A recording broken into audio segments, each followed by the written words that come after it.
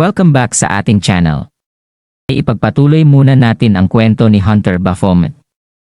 Pagkatapos nga ng friendly match ni Griffin at ni Baphomet ay tila nabitin pa si Baphomet sa kanilang laban. Nakaramdam ng matinding aura si Griffin at parang isang demon ang dadakma sa kanya. Bigla siyang sumipa sa kanyang likuran at tinamaan si Baphomet. Hindi rin alam ni Song-on kung ano ang biglaang nangyari. Kahit si Griffin ay nabigla din sa ginawa niya. Tumilapon si Baphomet palabas sa bintana at bumagsak sa isang swimming pool. Nagulat ang mga naliligo doon pero may isang babaeng nakapansin sa nangyari. Sa kasamaang palad ay hindi marunong lumangoy si Baphomet kaya nagpanik siya. Hindi siya makahinga at unti-unting nawawala ang kanyang malay. May isang magandang babae ang unti-unting lumalapit sa kanya para iligtas siya. Isang blonde hair na babae na may kulay asol na mga mata. Sa isip ni Baphomet ay hindi niya na mapigilan ang paghinga at unti-unting inabot ang kanyang kamay sa babae. Bigla niyang sinabunutan ito sa buhok, nag-aalala naman ang mga kasama ng babae dahil medyo may katagalan na nang tumalon sa swimming pool ang babae na naginip na naman si Baphomet habang nawalan ng malay sa pool. Napanaginipan niya ang kanyang nakaraan sa tower. Nagsimula lamang siyang isang ordinaryong monster sa Tower of Abyss. Ang kanyang tanging obligasyon ay ang maging biktima ng mga hunter. Nagising siya sa gilid ng pool at nalito siya dahil parati niyang napapanaginipan ang buhay niya sa tower simula maging tao siya. Sa tabi niya ang isang magandang babae na nagligtas sa kanya. Pero nabigla siya nang lumapit ang isang babae sa kanya. Napapalibutan siya ng mga magagandang babae. Dali-dali namang tumatakbo si Song-on papunta sa kinabagsakan ni Baphomet at tinanong kung may nasaktan ba sa kanila. Ang babaeng lumapit pala kay Baphomet ay CEO ng Art Guild.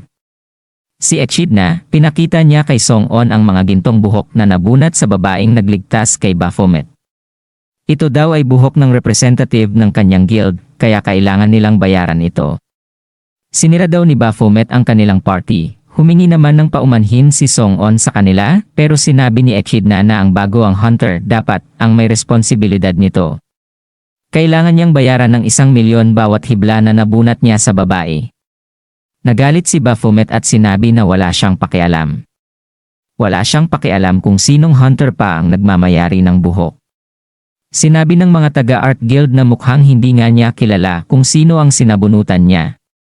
Siya si Valkyrie, isang srank at pinakasikat na hunter dahil siya din ay ang #1 commercial model. Sinabi ni Echidna na mukhang bago pa nga lang talaga ang hunter na ito at wala pang alam sa mundo ng mga hunter. Ipapaliwanag niya ng mas simple. Kailangan niyang pagbayaran ang ginawa niya kay Valkyrie at kung hindi niya ito kayang bayaran ng pera ay gamitin niya ang kanyang katawan pambayan. Naalala na naman ni Baphomet ang trauma na ibinigay ng doktor sa kanya kung saan nagtrabaho siya sa minahan para bayaran ang utang niya. Nagalit naman si Baphomet at ipinasa ang sisi kay Song-on. Itinulo niya din si Griffin na siyang sumipa sa kanya. Nagulat ang lahat nang makita si Griffin doon. Kinumpirma ni Echidna kay Griffin kung totoo ba ang sinabi ng baguhang hunter. Pinatunayan din ito ng mga kasamahan ni Song-on. Hindi pa rin nagpaawat si Echidna at sinabi na sisingilin pa rin nila ang baguhang hunter. Pero biglang anoko ni Song-on ang responsibilidad at sinabing ang Central Hunter Management na ang magbabayad ng kompensasyon. Inalok nila ang isang exclusive rights para sa isang tower. Nagulat naman si Echidna nang marinig ito. Ibig sabihin ito ay kung sino man ang guild na may rights sa isang tower, ay siya lamang ang makikinabang sa lahat na resources na makukuha dito. Kung ikaw ay taga-ibang guild at ikaw ang nakaklear ng tower, kailangan mong ibigay ang lahat na nakuha mo sa nagmamayari sa rights ng tower. Sinabi ni Song-on na 1 taon ang ibibigay niya sa Art Guild. Nag-isip muna si Echidna pero napag-isipan niya na maganda ang alok ni Song-on kaya tinanggap na niya ito agad. Ikinatuwa naman ito ni Song-on na gising na nga ang hunter na si Valkyrie at niyaya na itong pumasok ng mga kasamahan. Habang papaalis ay tumingin ito kay Cha Min-woo at commandant ito sa kanya. Hindi maintindihan ni Cha Min-woo kung ano ang ibig sabihin noon. Humingi din si Song-on ng pasensya sa kay Griffin at Cha Min-woo dahil hinayaan daw nila itong mangyari. Wala namang masabi ang dalawa habang naglalakad si Min-woo ay nag-iisip ito. Iniisip niya kung bakit kinindatan siya ng blonde na babae. Habang nag-iisip ng malalim si Minwoo, ay hindi niya napansin na may nakasunod sa kanya at biglang kinuha ang bandana sa kanyang braso. Nagalit ito at tinanong kung ano ang ginagawa niya. Sinabi ni Griffin na hindi naramdaman ni Baphomet ang presensya niya pero paano niya daw nakuha ang bandana kanina nang sinipa niya ito. Nainis si Baphomet dahil sinundan pa talaga siya para lang tanungin tungkol dito. Sinabi ni Baphomet na dahil masyado daw malaki ang mga galaw ni Griffin na parang iniimbita ang mga kalaban na kunin ang bandana sa kanyang braso kaya niya nagawa ito sa tamang timing. Pero sinagot siya ni Griffin na mga eksperyensyadong hunter lang ang makakapansin ito at hindi dapat makita ng katulad niyang baguhang hunter. Tinanong ni Griffin si Baphomet kung sino ba talaga siya. Hindi ito sinagot ni Baphomet pero sa halip ay tinanong niya pabalik si Griffin. Bakit daw sobrang galit nito sa kanya? Kanina sa friendly match ay pinili daw siya ni Griffin dahil sa kanyang emosyon at galit. Sinabi ni Griffin na ginawa niya lang ito para may pagbantunan ng galit. Pero nabigla si Griffin sa sinabi ni Baphomet. Alam daw niya kung ano ang tunay na nararamdaman ni Griffin. Galit ito sa pangalang Baphomet dahil ito ang pumatay sa kanyang kapatid na siya dapat ang gagawa. Ang tunay na galit niya ay nakatuon sa kanyang kapatid. Itinuon niya lang ito kay Cha Min-woo na siyang humiram sa pangalang Baphomet para may dahilan siyang magwala. Pero biglang binago ni Griffin ang pinag-uusapan. Ang naramdaman niyang aura na galing kay Cha Min-woo ay kakaiba. Ito ang aura na mararamdaman lang galing sa mga pinakamalalakas na monster sa loob ng tower. Parang isang halimaw si Cha Min-woo na nakatago sa balat ng tao. Tumawa lang ng malakas si Baphomet. Interesanteng laruan daw si Griffin.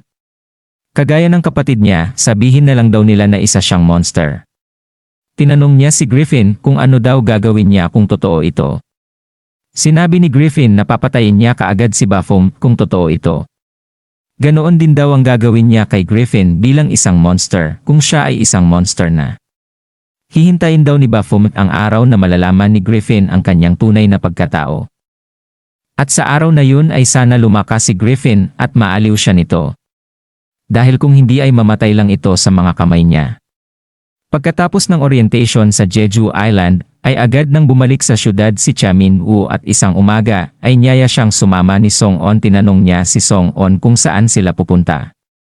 Sinabi ni Song-on sa kanya na hindi daw niya pwedeng gawing tirahan ang sana kaya maghahanap sila ng matitirhan niya. Pinakita ni Song-on sa kanya ang isang lumang bahay at marami na itong sira. Sa isip niya ay siguradong magagalit si Cha Min-woo at ito ang gusto niya para asarin ito. Pero nabigla siya sa reaksyon ni Cha Min-woo. Nagustuhan niya ito dahil malawak. Walang problema din daw ang mga damo dahil madali lang malinis ito. Gaganda daw ito kapag naayos ng kaunti. Tinanong ni Song-on si Min-woo bakit hindi siya nagrereklamo, dapat sa mga oras na ito ay nagrereklamo na siya. Siguro ay naapektuhan ang utak niya nang mahulog sa swimming pool. Pinatigil siya ni Min-woo sa kanyang kalukuhan. Nawala na ng gana si Song-on dahil akala niya ay maasar niya si Min-woo. Tinanong ni Song-on si Min-woo kung wala naman daw nangyari pagkatapos ng orientation. Sinabi ni Min-woo na wala naman daw pero ang totoo ay palaging nakasunod ang tingin sa kanya ni Griffin saan man siya pumunta. Habang nag-uusap ang dalawa ay tila may nakamasid na mga tao sa kanila. Sinabi ng mga nakamasid na isang binatang lalaki ang dumating at mapapakinabangan daw nila ito kaya gagawin daw nila ito ng tama. Napansin ni Min-woo na parang may nakatingin sa kanila. Sinabi ni Song-on na walang ibang tao dito kaya baka guni-guni lang niya. Huwag na daw silang magsayang pa ng oras at simulan na nila ang briefing. Ibibigay na ni Song-on kay Min-woo ang una niyang mission. Ayaw niya pa sana munang bigyan ang mission si Min-woo dahil kakatapos lang nito ng orientation niya pero walang ibang pwedeng gumawa nito kundi siya lang dahil siya ay baguhang hunter. May isang mentor na nakatokang gabayan ang 4 baguhang mga hunter. Kailangan makapasok ni Min-woo sa grupong ito at ang kanyang obserbahan ay walang iba kung hindi ang mentor na isang Brank. Naiinis na tinanong ni Min-woo kung bakit obserbahan lang at hindi na lang patayin agad.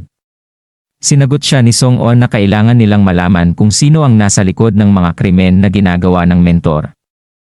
May mga malalaking tao sa likod nito, kaya walang silbi kapag pinutol lang nila ang mga galamay nito. Pwede naman daw siya ang humuli sa mastermind ng mga krimen, sagot ni Minwoo. Pinagalitan siya ni Song-on dahil hindi siya nag-iisip. Kung ang tauhan ay isang brank, sigurado sila na mas malakas pa sa brank o arangk ang mastermind. Sumunod na araw ay sinimula na nga nila ang misyon at nakasama si Minwoo sa grupo ng mentor na target nila.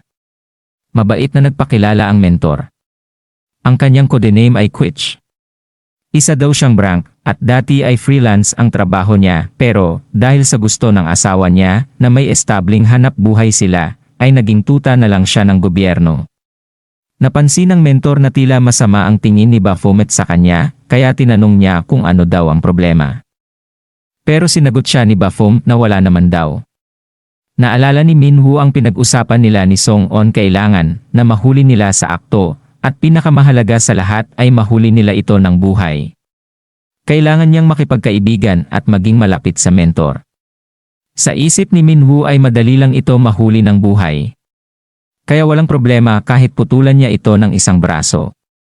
Iniisip din niya kung paano siya magiging malapit sa mentor. Sisimulan ng mga baguhang hunters ang kanilang unang misyon sa isang drunk na gate. Gagabayan sila ng instructor para matapos ito. Nagulat ang dalawang baguhan dahil frank lang sila pero drunk agad ang ibinigay na misyon. Sinabi ng mentor na ang lahat na frank hunter ay nagsisimula sa drunk na gate. Nalaman na dapat nila ito sa orientation. Mukhang hindi yata alam ng dalawang baguhan ang mga ito. Biglang nagsalita si Baphomet at sinabi na ito ay dahil ang mga monster sa frank at rank gate ay tinatablan pa ng mga armas ng militar, kaya hindi na kailangan ng mga hunter. Namangha sila dahil kabisado ito ni Baphomet. Pero sa isip niya ay dahil ito kay Song-on na pinasalo sa kanya ang buong manual.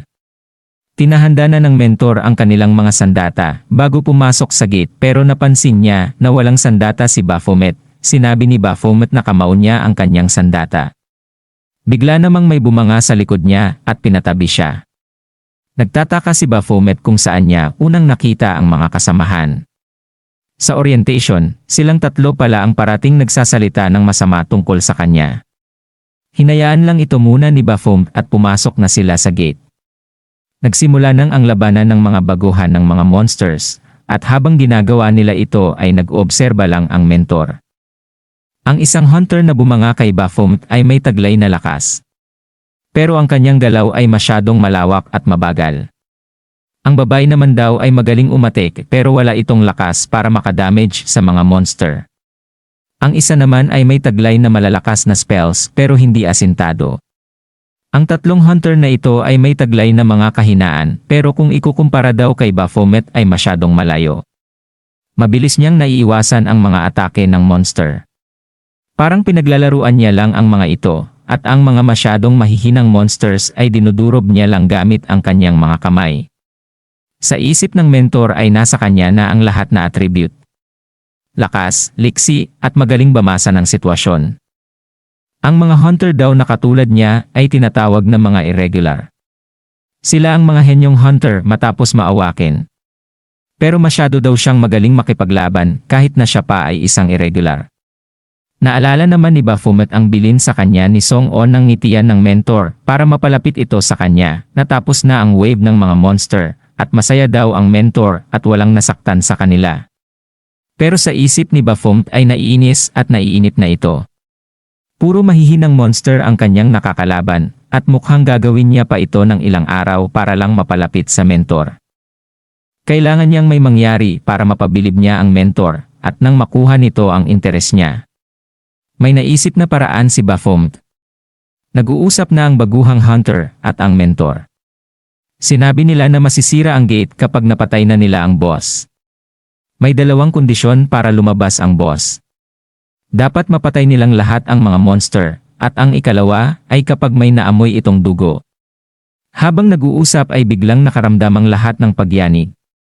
Nagbago din ang ihip ng hangin. Sinabi ng mentor na kapag nagawa ang dalawang kondisyon ay lalabas ang monster at magwawala. Biglang may lumabas na malaking monster at ito ay isang deathworm. Gustong-gusto daw nito ang amoy ng dugo. Binalaan sila ng mentor na mag-ingat.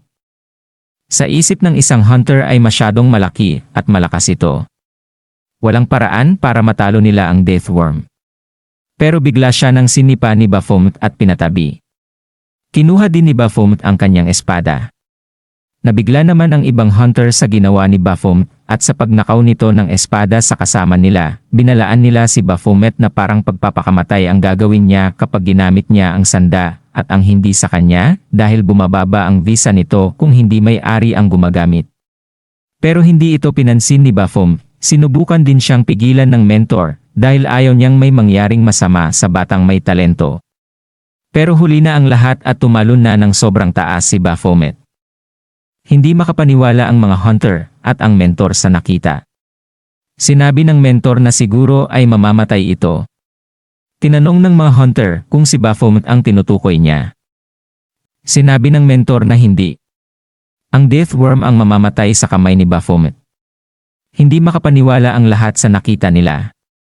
Tinapos ni Baphomet ang Deathworm sa isang atake. At dito na natatapos ang Hunter Baphomet Chapter 5 and 6. Maraming salamat po sa panonood at kung nagustuhan nyo ang aking video, ay huwag kalimutang mag-iwan ng comment, like, share, follow my FB page and YouTube channel. Malaking tulong na po sa akin yan mga idol. Salamat. Shout out kay Nivlagaylino, Mark Anthony of the Minagoles at Twin Kyle.